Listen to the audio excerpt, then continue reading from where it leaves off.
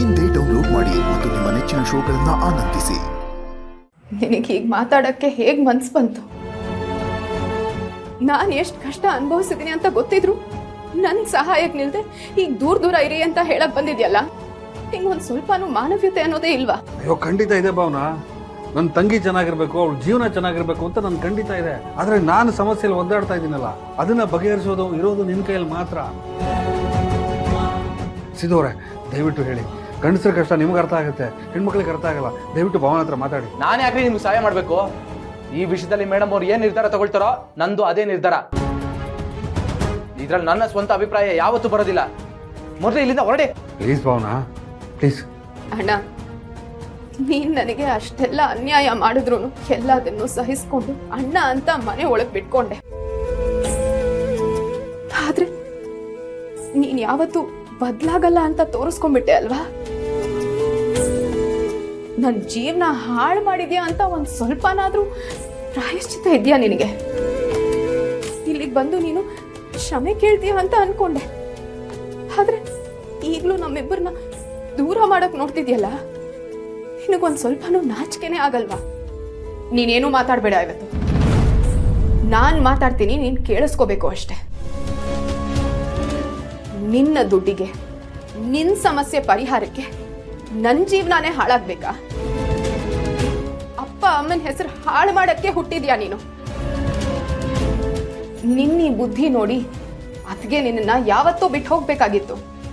ಆದ್ರೆ ಇಷ್ಟು ವರ್ಷ ಎಲ್ಲದನ್ನೂ ಸಹಿಸ್ಕೊಂಡು ನೀನ್ ಬದಲಾಗ್ತೀಯಾ ಅಂತ ಅನ್ಕೊಂಡು ನಿನ್ ಜೊತೆ ಬದುಕ್ತಾ ಇದ್ರು. ಈಗ ನೀನ್ ಬದಲಾಗಲ್ಲ ಅಂತ ಗೊತ್ತಾಗಿ ನಿನ್ ಮನೆ ಬಿಟ್ಟು ಹೋಗಿದ್ದಾಳೆ.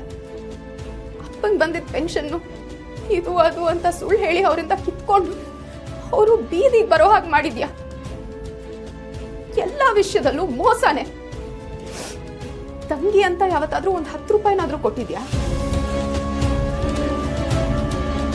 ಹೋಗ್ಲಿ ಬಿಡು. ಪ್ರೀತಿ ತೋರಿಸಿದ್ಯಾ?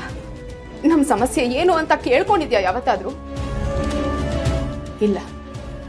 ಆದ್ರೆ ಇವತ್ತು ನಿನಗ್ ಕಷ್ಟ ಆಗಿದೆ ಅಂತ ಈ ತಂಗಿ ನೆನಪಾಗಿ ಸಹಾಯ ಬೇಕು ಅಂತ ಇಲ್ಲಿಗೆ ಬಂದಿದ್ಯಾ? ನಾನು ನಿನಗೆ ಸಹಾಯ ಮಾಡಲ್ಲ. ನೀನು ಇಲ್ಲಿವರೆಗೂ ಮಾಡಿದ್ ಸಾಕು.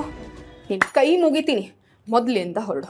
ಭಾವನಾ, ಪ್ಲೀಸ್ ಭಾವನಾ, ನಿನ್ ಕೈ ಬಿಟ್ರೆ ನನ್ನ ಜೀವನ ಬೀದಿಗೆ ಬಂದ್ಬಿಡತ್ತೆ. ಭಾವನಾ, ಅತ್ತೆ ಮಾವನ್ನ ಬೀದಿಗೆ ತಂದಿರೋ ನೀವು ಬೀದಿಗೆ ಬಂದ್ರೆ ಏನು ಆಗೋದಿಲ್ಲ ಬಿಡಿ. ನೀವು ಮಾಡಿರೋ ಕೆಲ್ಸಕ್ಕೆ ಯಾವಾಗ್ಲೂ ಬೀದಿಗೆ ಬರ್ಬೇಕಾಗಿತ್ತು.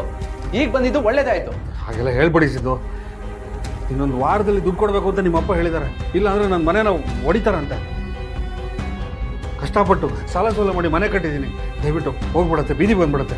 ದಯವಿಟ್ಟು ಕಾಪಾಡಿ. ಅಣ್ಣ, ನೀನ್ ಕಷ್ಟಪಟ್ಟು ಕಟ್ಸಿದ ಮನೆ ಅಲ್ಲ ಅದು. ಅಪ್ಪ ಅಮ್ಮನಿಗೆ ಮೋಸ ಮಾಡಿ ಕಟ್ಟಿರೋ ಮನೆ. ಮನೆ ದೇವರೇ ಶೆಡ್ಡಲ್ಲಿ ಇರೋವಾಗ ಆ ಮನೆ ಇದ್ದು ಏನ್ ಪ್ರಯೋಜನ? ಇದೆಲ್ಲ ನೀನ್ ಮಾಡಿರೋ ಕರ್ಮದ ಫಲ. ಅದನ್ನ ಈಗ ಅನುಭವಿಸ್ತಾ ಇದ್ಯಾ. ಹೆತ್ತವ್ರ ಕಣ್ಣಲ್ಲಿ ಕಣ್ಣೀರ್ ಬರ್ಸಿದ್ರೆ ಯಾರು ಉದ್ಧಾರ ಆಗಲ್ಲ ಅನ್ನೋದಕ್ಕೆ ನೀನೇ ಉದಾಹರಣೆ. ಹೊರಡು ಇಲ್ಲಿಂದ. ಭಾವನಾ, ಭಾವನಾ, ಭಾವನಾ, ಇಲ್ಲಿ ಕೇಳಿ ನನ್ನ ಮಾತು ಕೇಳಿ. ಭಾವನಾ, ಪ್ಲೀಸ್ ನಿಂತ್ಕೊಳ್ಳಯ್ಯ. ಮೇಡಮ್ ಅವ್ರು ಹೋಗೊಂದಿದ್ದು ಕೆಲಸ ಇಲ್ವಾ ನಿಂಗೆ? ಹೊರಡಿಲಿಂದ. ನೀವು ಒಂದ್ಸಲ ಹೊರಡು. ನಾನು ಹೇಳಿ ಕೇಳಿ. ನಾನು ಹೇಳಿಲ್ಲ ನೋಡಕ್ಕಾಗಲ್ಲ. ಹೊರಡು. ಲಕ್ಷ್ಮೀ ನಿವಾಸ ಲಕ್ಷ್ಮೀ